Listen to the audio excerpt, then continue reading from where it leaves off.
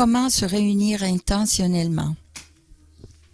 Et le verset thème, c'est 1 Timothée 3, versets 14 et 15. Je t'écris ces choses, ces instructions, Paul dit à Timothée, afin que tu saches, si je tarde, comment il faut se conduire dans la maison de Dieu, qui est l'Église du Dieu vivant, la colonne et l'appui de la vérité. Selon ce passage, si nous sommes des membres de la maison de Dieu, de cette Église, disons, ou si nous sommes des enfants de Dieu, des chrétiens, il doit avoir une façon unique de la façon que nous devons nous conduire dans notre vie personnelle. Et si nous faisons partie de la maison de Dieu, alors il y a une façon unique qu'on doit se conduire dans nos mariages, dans nos couples. Ça doit être spécial.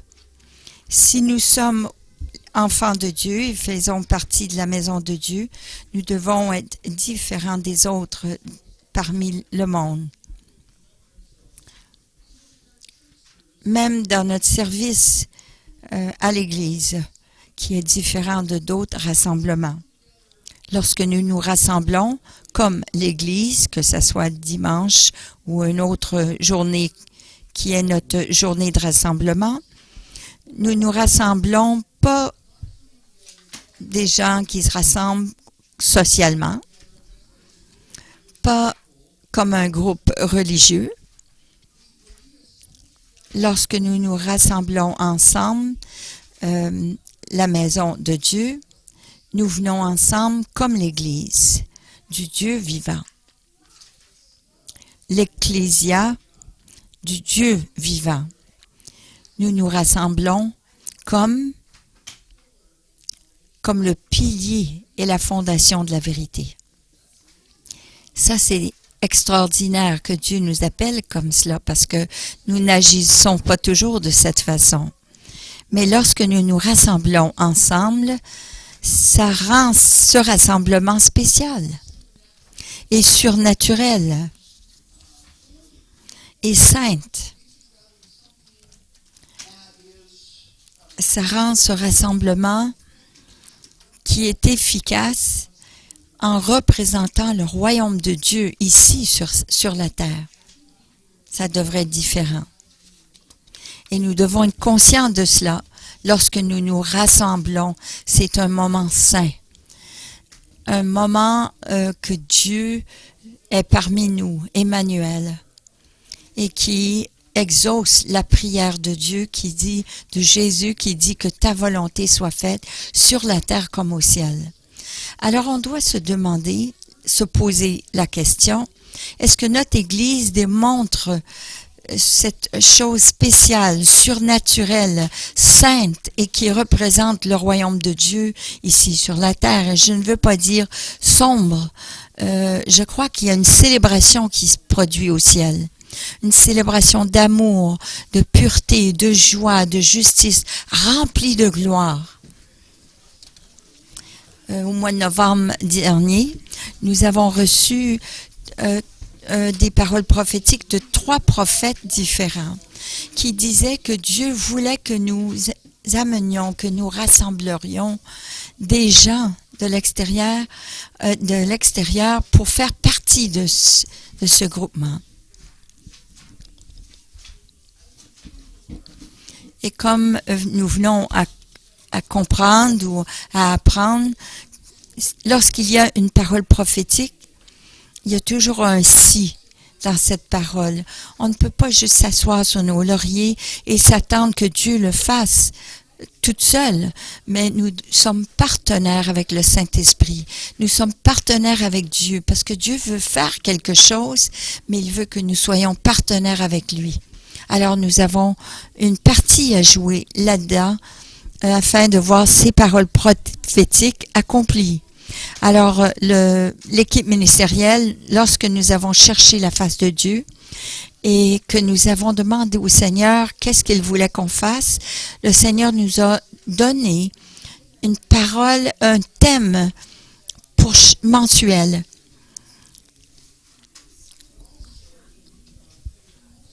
On veut se rassembler de la façon que Dieu veut, mais on veut aussi s'assurer qu'on est partenaire avec Dieu pour accueillir les gens qui ne connaissent pas le Seigneur ou qui ne viennent pas à l'Église ou qui ont un rassemblement ailleurs.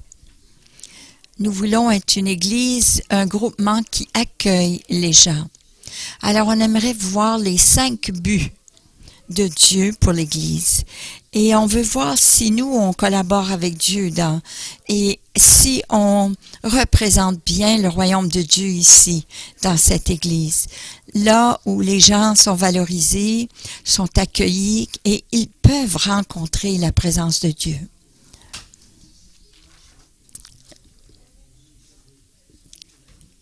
Merci Rick et Mary de nous avoir amenés dans la présence de Dieu. Et je sais que lorsque les gens ont reçu la prière aujourd'hui, Dieu a fait quelque chose. Mais nous devons accueillir Dieu et le laisser faire ce qu'il veut faire. Mais selon la parole de Dieu, il y a 5 buts, 5 intentions particulières de Dieu pour l'Église. C'est l'adoration, la communion, faire des disciples, le service ou le ministère et l'évangélisation. Et j'aimerais voir si on pourrait devenir plus efficace dans ces buts-là, dans ces moyens. Alors j'aimerais qu'on regarde premièrement l'adoration comme un corps de chrétiens ensemble, comme une église locale. Notre plus grande possession, notre plus grande ressource, c'est la présence de Dieu. La présence de Dieu. Et si nous n'avons pas la présence de Dieu, nous n'avons rien. Ça devrait être notre priorité principale. Nous ne sommes pas en compétition avec le monde pour entretenir ou faire un spectacle. On n'est pas ici non plus pour divertir les gens. Que les gens s'entretiennent ici, qu'ils ont eu un bon temps.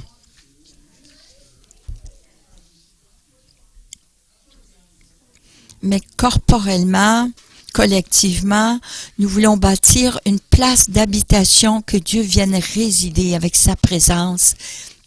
Et lorsque Dieu vient, il est présent, toutes sortes de choses peuvent arriver. C'est un temps extraordinaire. Si moi je suis là, il se peut que vous soyez déçus, mais si Dieu vient, Dieu fait les choses extraordinaires. En Exode 33, 15 à 16, Moïse dit à Dieu, « Si tu ne marches pas toi-même avec nous, ne nous fais pas partir d'ici. » Comment sera-t-il donc certain que j'ai trouvé grâce à tes yeux, moi et ton peuple? Ne sera-ce pas quand tu marcheras avec nous et quand nous serons distingués, moi et ton peuple, de tous les peuples qui sont sur la terre, la face de la terre?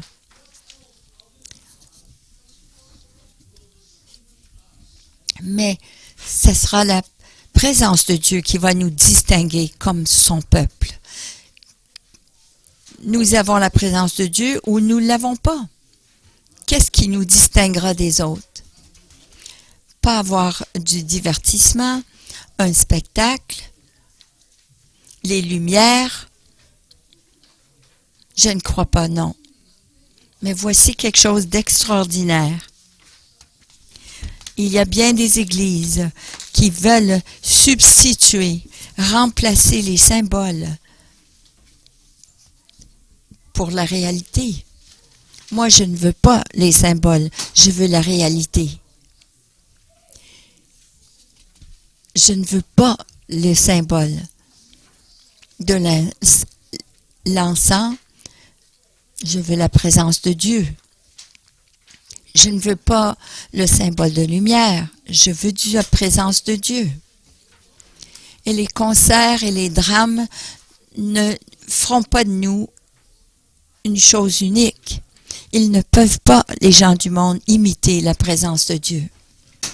Et voici ce que j'ai découvert de toutes les années que j'ai connu le Seigneur, 38 ans, c'est que la présence de Dieu ne détourne pas les gens qui sont perdus.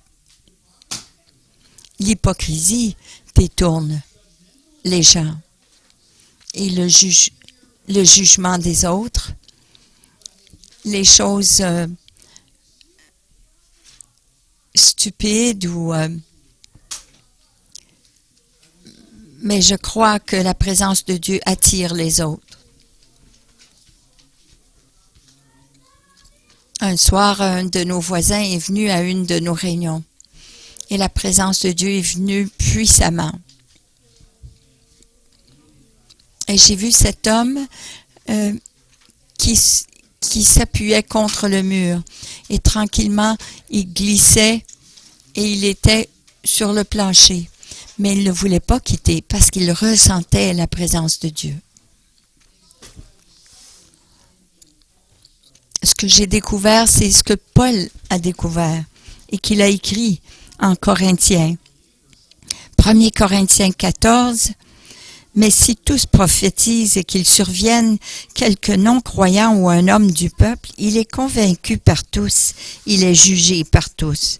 Les secrets de son cœur sont dévoilés de telle sorte que tombant sur sa face, il adorera Dieu et publiera que Dieu est réellement au milieu de vous. » J'ai fait un sondage récemment des gens que j'ai amenés au Seigneur et chacune de ces personnes, ils sont venus à Dieu par une parole surnaturelle, une rencontre surnaturelle et lorsqu'ils ont vu la réalité de la présence de Dieu et de son esprit, ils ont ouvert leur cœur à Dieu. Lorsque nous focusons sur attirer les gens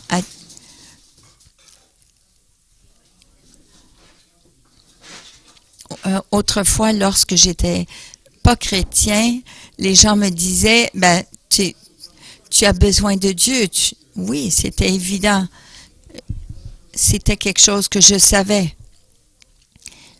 Autre personne me disait, tu vas en enfer, tu es perdu. Je savais déjà ça, mais j'avais besoin d'entendre des bonnes nouvelles du royaume de Dieu, pas les paroles négatives. Et lorsque j'entendais ce jugement, je critiquais et je me moquais de ces gens. Mais un jour, Dieu s'est révélé à moi et tout a changé. L'adoration relâche la présence de Dieu.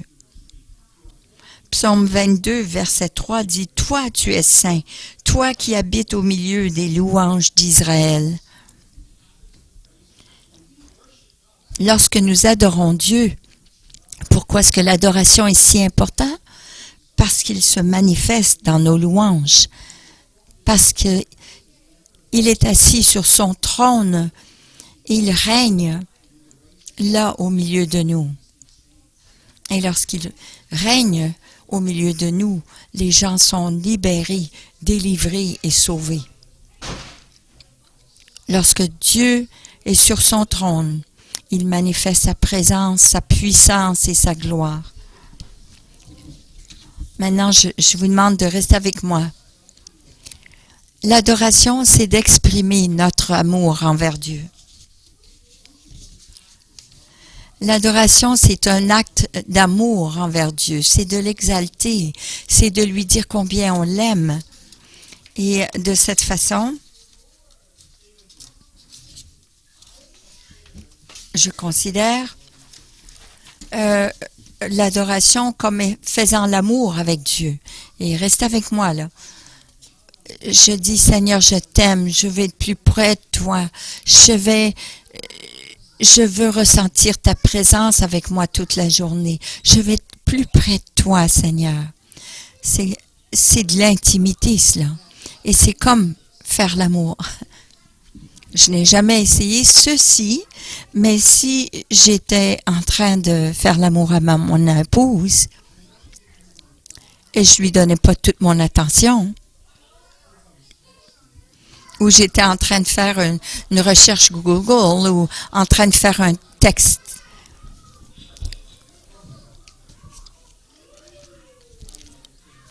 Et j'essaye de ne pas rougir.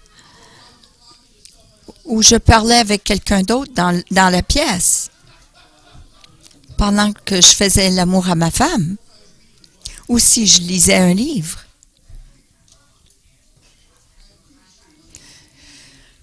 Je suis certain que un de nous ne serait pas dans la pièce très longtemps.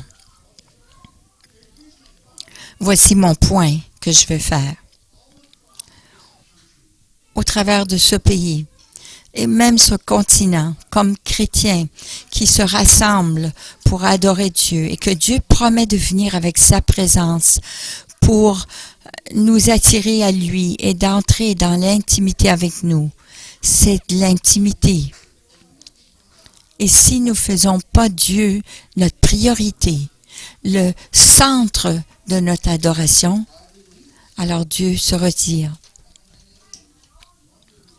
Et là, on se demande pourquoi Dieu n'était pas là. Parce qu'il n'était pas le centre de notre attention. Puis là, on essaye de trouver qui était à blâmer. Ça se peut que ce soit ah oui, vous autres, l'équipe d'adoration, peut-être le pasteur. On peut blâmer tous et chacun. Peut-être c'est un manque de l'esprit, la présence de l'esprit. Non, ce n'est pas à cause de cela. Lorsque la présence de Dieu n'est pas ici, c'est parce que Dieu n'a pas notre attention complète. Et là, à ce moment-là, nos invités ne viennent pas en avant. Et ils disent, il n'y a pas grand-chose de différent ici qu'ailleurs, parce que c'est vrai, parce que Dieu n'est pas présent non plus. Et je croyais à cela. Je pensais à cela.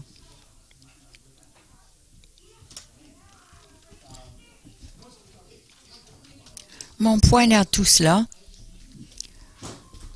c'est que je veux vous encourager à comprendre la sainteté dans ce rassemblement, que le point le plus important de ce rassemblement, c'est de rendre Dieu le centre, la priorité afin qu'on ait sa présence complète dans notre rassemblement.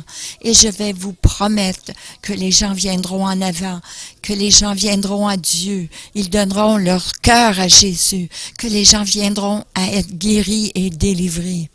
Mais nous devons rendre Dieu le focus, le point central de notre rassemblement. Il faut qu'il soit le centre de notre adoration dans les 40 minutes que nous adorons à Dieu. Et si nous n'avons pas sa présence avec nous, pourquoi nous rassemblons-nous? Je ne dis pas de ne pas envoyer un texte disant Dieu est dans cet endroit.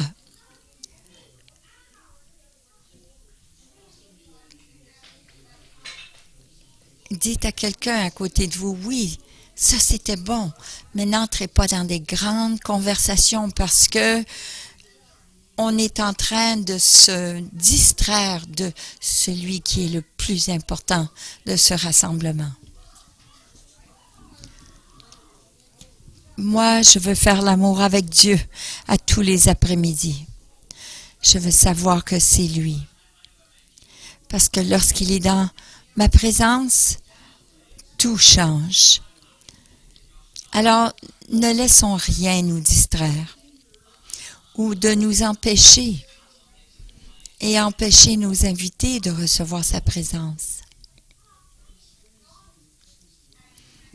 D'expérimenter la plénitude de sa présence. Car je dis encore une fois, si nous n'avons pas la présence de Dieu, nous n'avons rien. Soyons intentionnels dans nos rassemblements avec Christ, le centre. Le deuxième but de notre rassemblement, c'est la communion fraternelle. Acte 2, 42 nous dit « Il persévérait dans la communion fraternelle ». Ça veut dire une connexion. Ça veut dire euh, se partager les uns les autres, mais pour le bénéfice de l'autre. La fraternité chrétienne, c'est de connecter ensemble pour le bénéfice des autres. Alors, comment pouvons-nous faire cela? A, c'est connexion. Lorsque le service est terminé, ne partez pas tout de suite, mais restez encourager quelqu'un. Êtes-vous déjà venu au service découragé? Mais il y a une bonne chance aussi que les autres rentrent ici, mais découragés. Alors, à ce moment-là, prenez le temps de connecter et d'encourager les autres. Et s'ils ont besoin de prière, prions les uns pour les autres.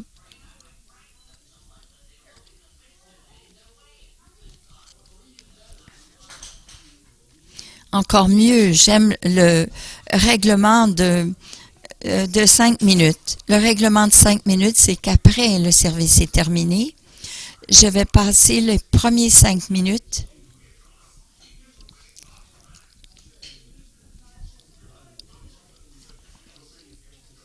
c'est difficile pour moi de rester focusé sur une chose.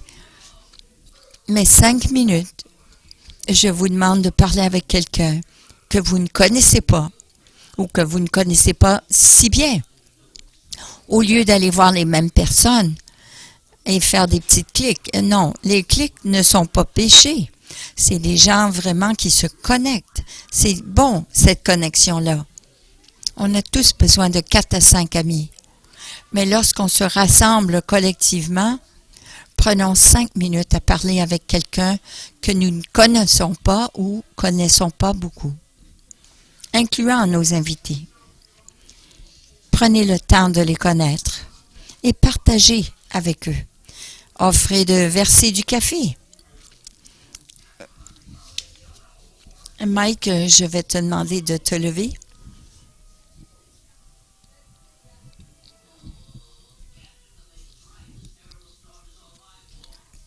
Je peux lui offrir un café. Je peux dire, est-ce que tu aimerais avoir un café? Est-ce que je pourrais te verser un café? Il y a une connexion qui se fait immédiatement. Vous savez, c'est une petite tasse, mais ça nous rassemble. Ça nous amène l'un près de l'autre. Là, on peut continuer de converser. C'est une illustration imparfaite, mais néanmoins, c'est ce que je veux faire. C'est l'idée de se connecter. Il y a quelque chose de puissant. Lorsque je travaillais comme ingénieur, il y avait un homme qui s'appelait Bob Milou. Il était arrogant, centré sur lui-même et personne ne l'aimait. Tout le monde avait une photo et tout le monde avait dans leur bureau une photo de leur famille. Mais lui, il avait une photo de sa Porsche, de sa voiture. Mais un jour, le Seigneur, il m'a donné à cœur de prier pour lui. Puis le Seigneur m'a demandé de lui faire un café. Et lorsqu'il est arrivé, je lui ai donné un café. Il a dit, pourquoi ça? Oh, j'ai juste ressenti de te donner un café. Ah, merci. Puis j'ai dit, ben ça n'a pas marché trop. Mais là, le Seigneur, il m'a dit, ben demain, fais-lui un autre café. Puis là, j'ai dit au Seigneur, mais combien de temps que je dois faire ça? Le Seigneur a dit, ben aussi longtemps que ça prend. Alors, pendant 1 mois, tous les jours, je lui donnais un café.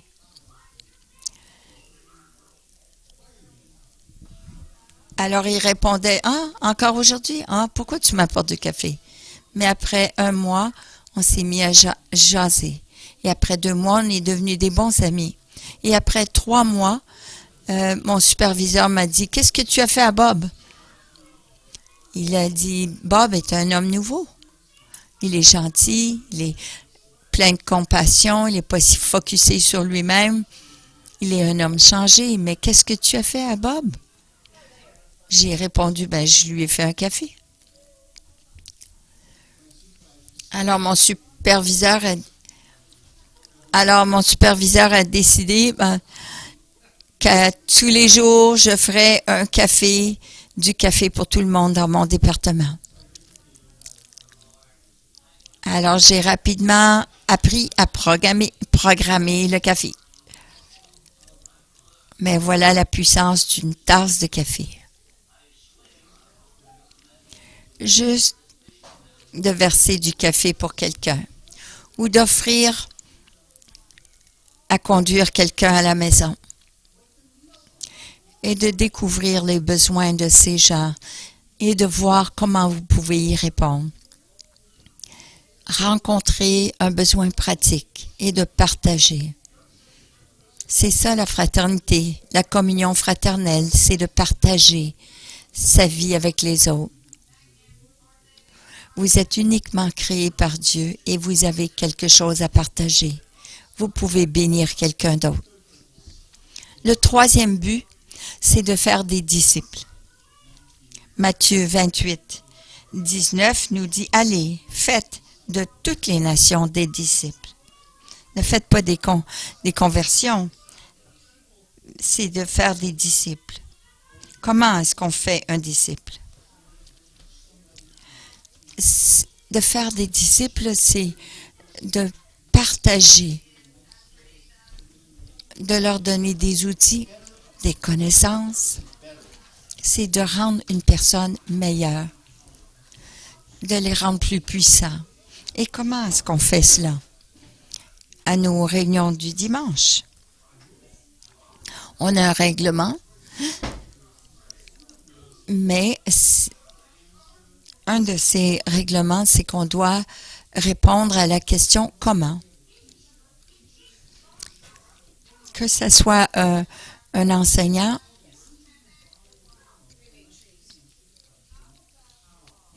n'ouvrez pas la bouche, on leur dit, sans que vous ne pouvez répondre à cette question « Comment ?» Si on ne vous répond pas le « Comment », on vous aide à désobéir la parole de Dieu. On est responsable si on ne vous donne pas le comment. Parce que Jacques 1,22 nous dit, mettez en pratique la parole. Ne vous bornez pas à l'écouter en vous trompant vous-même par des faux raisonnements. C'est de dire comment? C'est de dire simplement et clairement. C'est de faire ce qu'on dit. Mais il m'a dit comment faire, le pasteur, mais je ne sais pas comment le faire. Alors, si on ne vous dit pas comment, on vous aide à vous tromper vous-même. Alors, notre mandat, c'est de vous aider à répondre le comment. Que ce soit comment aimer votre épouse, comment marcher dans l'amour, comment réussir dans vos finances, mais vous devez retourner à la maison avec le comment. Le deuxième règlement que nous avons, c'est de dire simplement et clairement. Je ne veux pas vous donner des paroles avec lesquelles vous n'êtes pas familier.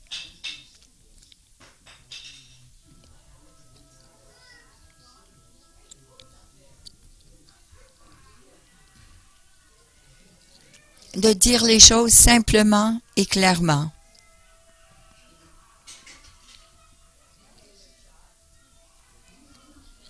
Parce qu'on ne sait pas qui vient par la porte. On ne veut pas vous confondre avec du jargon religieux, avec des mots christianisés, d'être lavé dans le sang, par exemple.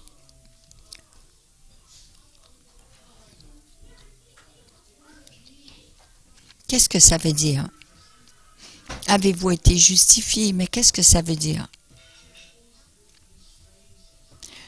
Que le Saint-Esprit nous pousse.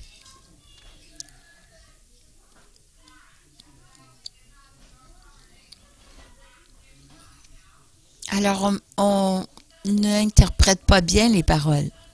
Je ne dois pas utiliser des mots qui confondent, mais je veux dire les choses simplement et clairement. Comment pouvons-nous rencontrer le mandat de faire des disciples? Numéro 3, c'est d'étudier et d'enseigner. J'ai eu tant de gens qui me disent, « Oh, pasteur Dave, c'est tellement bon que vous alliez à l'école biblique pour étudier. » Je vais vous dire que j'ai appris pas grand-chose à l'école biblique.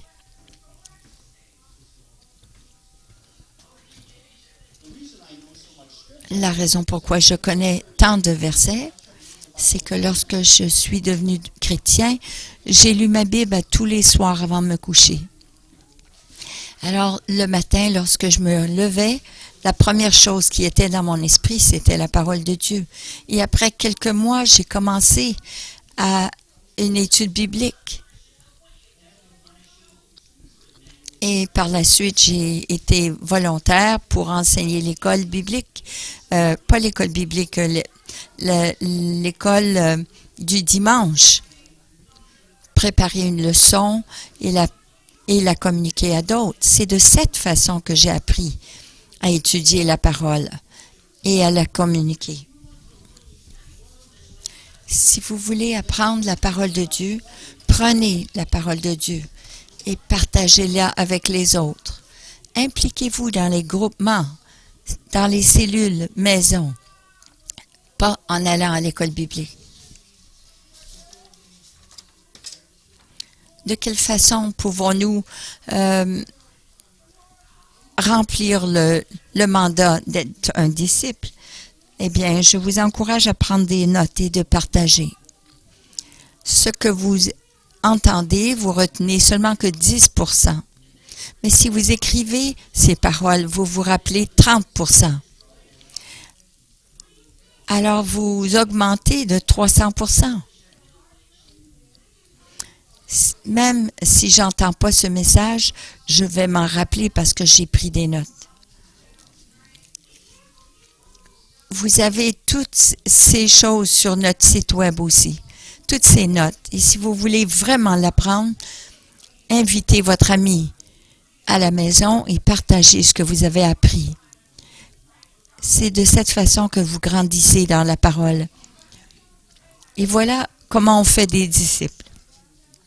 2 Timothée 2:2 nous dit ceci. « Est-ce que tu as entendu de moi, Paul dit à Timothée, en présence de beaucoup de témoins, confie-le à des hommes fidèles, qui soient capables de l'enseigner aussi à d'autres. » Comment est-ce qu'on fait des disciples? Je vous enseigne, vous enseignez quelqu'un d'autre et ils enseignent quelqu'un d'autre. Vous allez vous rappeler de ce que vous enseignez, mais vous allez oublier ce que vous n'enseignez pas. Le 4e but d'un rassemblement, c'est le ministère, de rendre service. Galates 5:13 nous dit, « Frères, vous avez été appelés à la liberté. » Nous avons déclaré la liberté dans ce service aujourd'hui. Seulement ne faites pas de cette liberté un prétexte de vivre selon la chair, mais rendez-vous par la charité ou par l'amour, serviteurs les uns des autres. Alors, il faut mettre de côté nos besoins. Ça, c'est vraiment la liberté, c'est de mettre de côté mes besoins pour rendre service à un autre.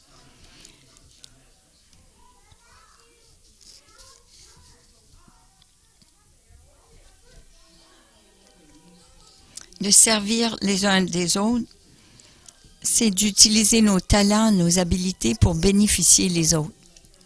Et de quelle façon faisons-nous ceci dans nos services? C'est de voir un besoin et de le remplir. Regardez ce qui se passe avec les gens. Parler avec les autres. Il y a toujours des besoins.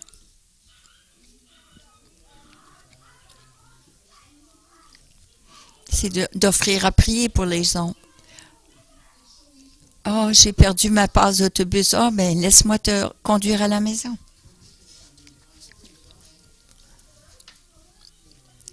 Si vous dites « Ah, bonjour et au revoir », eh bien là, vous n'avez rien appris. Ouvrez vos yeux et votre cœur. Versez un café pour quelqu'un. Regardez les besoins autour de vous.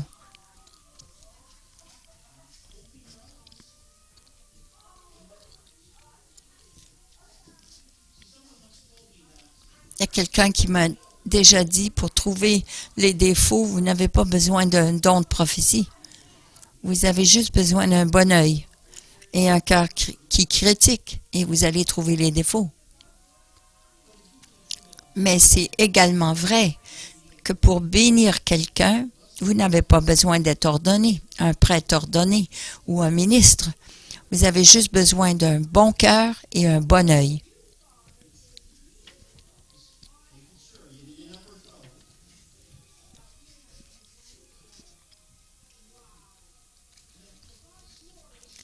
Alors posez-vous la question, qui a besoin de moi aujourd'hui? Qui a besoin de moi aujourd'hui? Et après le service, regardez autour. Regardez voir qui est découragé, qui a besoin d'être accueilli. Nous sommes allés à un funérail hier et là, hier, Pasteur Café était à côté de moi, puis là, elle a vu une personne qui s'est mise à pleurer. Et puis là, alors là, elle est allée les voir avec des Kleenex. Mais la personne était si reconnaissante après qu'on ait rencontré ce besoin. Et puis, par la suite, elle a vu quelqu'un qui était troublé et elle est allée pour l'accueillir, la prendre dans ses bras. Vous savez, la plupart des besoins sont pas mal évidents. De voir quelqu'un qui a besoin d'être encouragé, qui a besoin de t'écouter, qui a besoin d'un café, qui a besoin d'une tape sur les épaules, d'être rassuré. Si vous voyez quelqu'un, parlez-leur. Qui a besoin de vous aujourd'hui? De laisser de côté vos besoins et d'être là disponible pour aider les autres. Et la plupart du temps, lorsque vous rencontrez les besoins des autres, votre besoin a diminué. Parce que cette personne-là, son besoin était plus grand que le vôtre. Le 5e but pour notre rassemblement, c'est l'évangélisation. Jean 3,11 dit « Vérité, en vérité, je te le dis, nous disons de ce que nous savons et nous rendons témoignage de ce que nous avons vu. » Et cela, c'est de témoigner de l'amour de Dieu par nos langages, par nos paroles et par nos œuvres. Nous sommes tous appelés des témoins de ce que Dieu a fait dans nos vies. Voilà un témoin. C'est quelqu'un qui a expérimenté quelque chose, qu'il a vu un accident et qu'il a témoigné de ce qu'il a vu. Mais comme témoin de l'Évangile, il y a beaucoup de théologie que je ne peux pas argumenter, mais je peux te dire qu'est-ce que j'ai vécu. Je ne peux pas te parler de la fin des temps et tout ça, mais je peux te dire ce que Jésus a fait dans ma vie, parce que ça, c'est vrai. 1 Pierre 3 et 15 nous dit « Étant toujours prêt à vous défendre, avec douceur et respect devant quiconque vous demande raison de l'espérance qui est en vous. » Pas de la théologie, mais une réponse de l'espoir que vous avez. Vous vous rappelez de la personne qui était aveugle et qui a été guérie? Et puis là, les pharisiens lui ont demandé, donne-nous une réponse. Et il a été demandé, donne-nous une raison théologique pourquoi tu as été guéri. Il dit, je ne sais pas, mais tout ce que je sais, c'est j'étais aveugle, mais maintenant je vois. Simplement dites ce que Jésus a fait pour vous, c'est tout. Mais faites-le avec douceur et respect. Ne soyez pas impoli, mais juste de dire ce que Jésus a fait pour vous et comment ça a changé votre vie. Alors, comment est-ce qu'on rencontre le but de l'évangélisation? Je dirais que ce serait de commencer par le vivre. Vivre la vie chrétienne avec intégrité. J'ai été chez un barbier.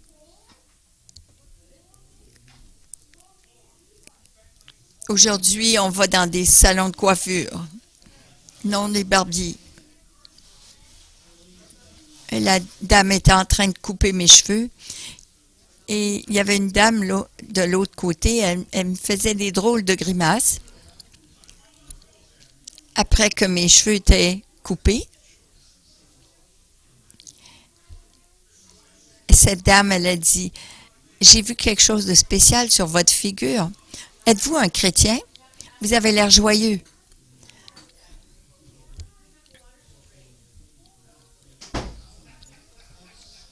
J'ai juste souri. Et là, j'ai témoigné à cette dame. Et cette personne m'a vue. C'est bon juste de vivre comme un bon témoignage. Est-ce que je suis généreux?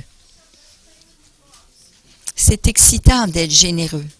Moi, j'ai grandi dans une famille qui était pauvre. J'avais pas beaucoup d'argent. On était pauvres. Mais je ne savais pas parce que mes parents m'ont jamais laissé savoir cela. Je l'ai su seulement que plus tard qu'on était pauvres. Mais on n'avait pas beaucoup d'argent à partager. Mais c'est merveilleux d'être généreux. Et je suis venue voir cette dame qui grimaçait tout le temps, était toujours déprimée, elle chialait tout le temps. Mais je suis venue la voir et j'ai dit à Dieu, comment est-ce que je peux aider cette femme? Comment est-ce que je peux l'aider à la libérer? Le Seigneur, il dit, donne-lui un café. Alors, je lui ai donné un café. Et puis, donne-lui 20 $. Ça, c'est comme 18,50 de pourboire. Alors, le Seigneur m'a dit, ben... Et puis, lorsque j'ai payé pour le café, elle a dit, quoi? Mais vous m'avez donné 20 $, c'est trop, ça. Puis là, je lui ai dit, mais moi, je suis un chrétien et Dieu m'a dit de te donner le change, de te laisser le pourboire. Elle n'arrêtait pas de me dire merci. Je suis venue la semaine suivante et j'ai vu que la dépression était partie de cette dame. Cette dame a été délivrée de la dépression. Dieu m'avait montré qu'elle était déprimée et elle a été libérée juste par le geste d'un café. Voilà la puissance d'une vie qui partage.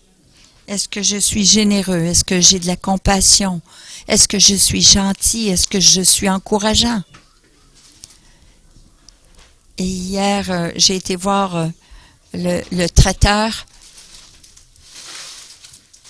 Puis j'ai remercié le traiteur après la réunion.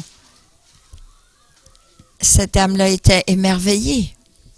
Et elle a commencé à sourire. Et tout ce que j'ai fait, c'est de la remercier parce qu'elle nous a servi. Vous savez, le monde est de plus en plus ténébreux. Mais ses traits sont attirants aux gens dans les ténèbres. Alors, vivre, partager et d'inviter les gens à partager leur vie avec vous. De partager aussi ce que Dieu a fait dans votre vie. Partagez ce que vous savez. Et si vous n'avez pas de témoignage, eh bien, allez en chercher un. Et recherchez Dieu. Expérimentez Dieu plus profondément et Dieu vous donnera un bon témoignage. Soyez quelqu'un qui invite les autres. Un sondage récent plusieurs, ça nous dit que un sondage révèle que 7 sur 10 personnes viendraient à l'église s'ils étaient invités. Et ça serait encore encore plus s'il y avait un événement. Alors, invitez les gens.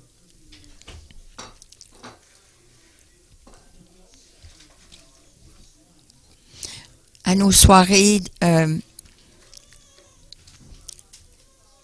où on veut outiller les chrétiens, on a toujours une réunion qui est pour les gens du dehors. Et numéro 4, c'est d'apporter. Apporter quelqu'un. Amener quelqu'un à l'église ou à la réunion.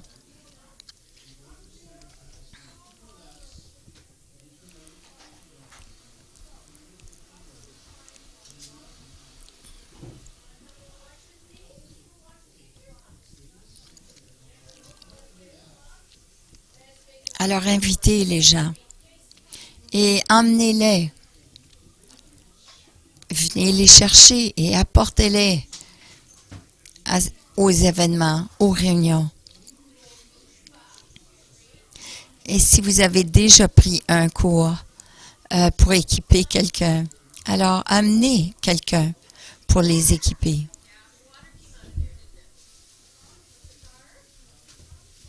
Alors, comment se réunir intentionnellement? Le mois de janvier, nous voulons avoir la présence du Seigneur d'une nouvelle façon. Et la meilleure façon de toucher la vie des gens du dehors, c'est vraiment de intentionnellement utiliser ces points.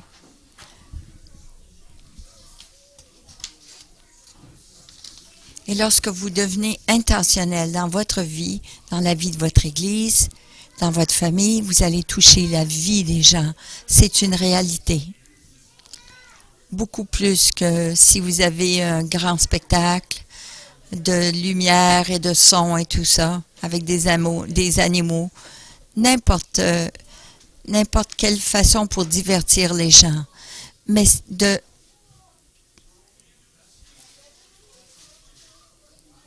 de toucher la vie des gens.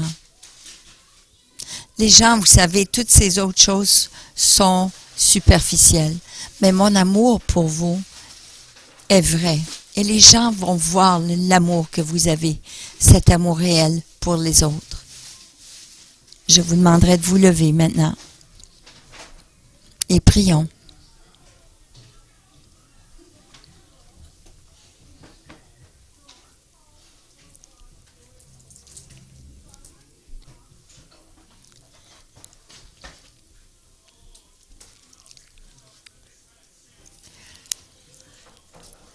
Alors, Jacques, je te demande, tu sais, la meilleure façon de te changer, c'est de me changer moi-même.